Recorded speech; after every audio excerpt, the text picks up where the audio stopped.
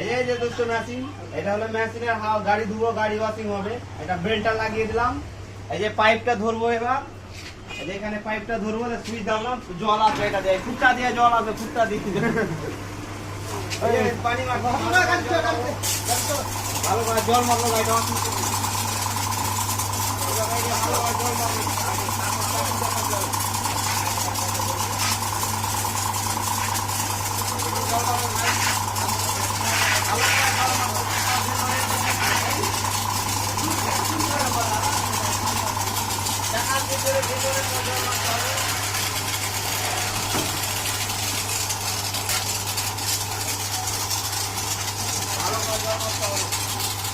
পুরোটা ধুয়া ধুয়া